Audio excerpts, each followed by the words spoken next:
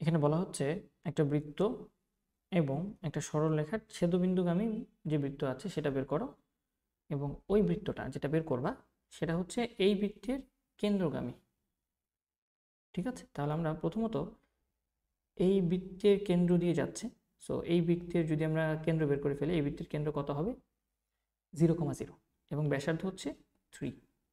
আমরা জানি এই বৃত্তটা যেহেতু জিও নাই, এফও নাই, জিও নাই, এফও নাই এবং সিও নাই, সো বোঝাই যাচ্ছে এই বৃত্তের কেন্দ্র হচ্ছে 0,0। সো এই বৃত্তের সেন্টার আমরা জানি 0,0, তাহলে এই সেন্টার দিয়ে যাচ্ছে। ওকে, এবং এই বৃত্ত এবং এই সরলরেখার ছেদবিন্দুগামী। আমরা জানি বৃত্ত এবং সরলরেখার ছেদবিন্দুগামী যে বৃত্ত সেটার ইকুয়েশন হয় আগের বৃত্তের ইকুয়েশন প্লাস কে ইন্টু সেই সরলরেখাটার ইকুয়েশন ইকুয়াল টু 0। এবং আমরা যেহেতু এখানে কে এর মান জানি না, বাট আমাদের এখানে বলে দিছে যে এই বৃত্তটা, আমরা যে বৃত্তের ইকুয়েশন বের করতে চাচ্ছি সেই বৃত্তটা আসলে এই 0,0 বিন্দুগামী। তাহলে অবশ্যই আমরা 0,0 দিয়ে সিদ্ধ করতে পারি। ঠিক আছে, তো 0,0 দিয়ে সিদ্ধ করে আমরা পাচ্ছি যেখানে এক্স সেখানে 0, যেখানে ওয়াই সেখানে 0, সব 0 থাকবে, শুধু 21 প্লাস কে ইন্টু ভেতরে এক্স ওয়াই সব 0, জাস্ট থাকবে -6, সো -6 ইকুয়াল টু 0। তাহলে এখান থেকে আমরা বলতে পারি কে এর মান হচ্ছে -21/-6, সো 3 দিয়ে কাটতে পারো, তাহলে আমরা 3 দিয়ে এটাকে কাটলে 2 আর 3 দিয়ে কাটলে 7, 7/2। তাহলে এখান থেকে কে এর মান আসতেছে 7/2। কে এর মানটা এখন এই ইকুয়েশনে বসাই দিতে পারো, তাহলে কে এর মান বসাই দিলে তুমি তোমার নির্ণেয় বৃত্ত ইকুয়েশন পেয়ে যাবে। সুতরাং নির্ণেয় সমীকরণ, জাস্ট 1 নম্বর ইকুয়েশনে বা এই ইকুয়েশনে কে এর মানটা বসায় দাও।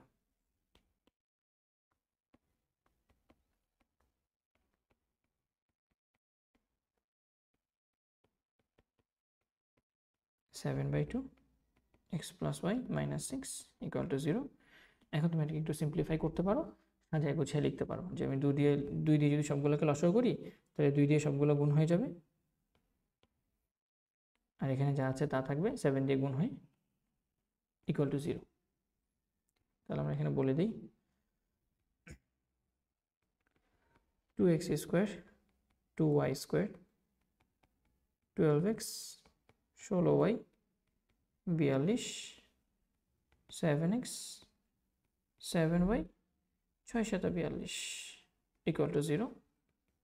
তাহলে আমাদের থাকতেছে 2x square plus 2y square 12x আর হচ্ছে 7x, যোগ করলে 12 এবং 7 19x, 16y এবং 7y যোগ করলে আমরা বলতে পারি 23y, এবং +42 -42 কাটাকাটি গিয়ে 0, সো ইকুয়াল টু 0।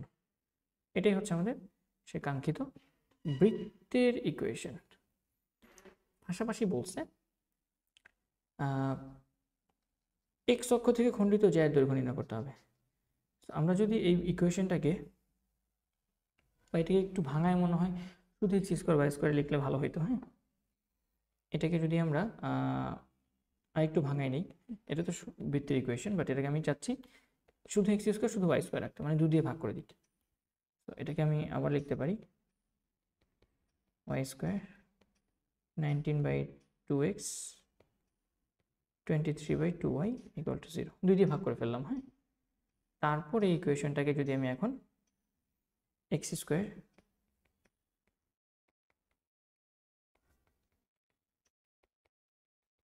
এর সাথে তুলনা করি,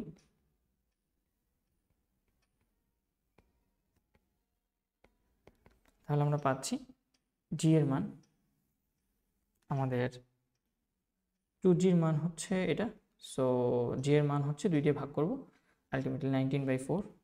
সো আমরা জি এর মানটা বের করে ফেলি, জি এর মানটা আসবে 19/4 অ্যান্ড এফ এর মানটা আসবে আমাদের 23 এখানে এফ এর সহগ মানে ওয়াই এর সহগ আছে 2f, এখানে ওয়াই এর সহগ আছে 23/2, সো এফ এর মান আসবে আমরা বলতে পারি 23/4 এবং সি এর মান আসবে 0। এখানে সি আছে বাট এখানে সি বলতে কিছু নাই। তাহলে আমাদের যে এক্স অক্ষের খণ্ডিত অংশ সেটা হচ্ছে এক্স অক্ষের খণ্ডিত অংশের ফর্মুলা হচ্ছে 2√g² - c। সো 2√g², জি এর মান তো হচ্ছে 19/4, সো 19/4 স্কোয়ার মাইনাস সি এর মান তো 0, সো -0 এবং স্কোয়ার রুট এটা কাটাকাটি যাচ্ছে, থাকবে শুধু 19/4 × 2, সো 19/4 × 2, বা আমরা এটাকে 2 × 19/4 লিখতে পারি, 2 দিয়ে কাটলে 19/2। এটা হচ্ছে এক্স অক্ষের খণ্ডিত অংশ। এইভাবে তুমি চাইলে ইকুয়েশনটা রাখতে পারো। উপলব্ধ এটা বুঝতে পেরেছি। ধন্যবাদ সবাইকে।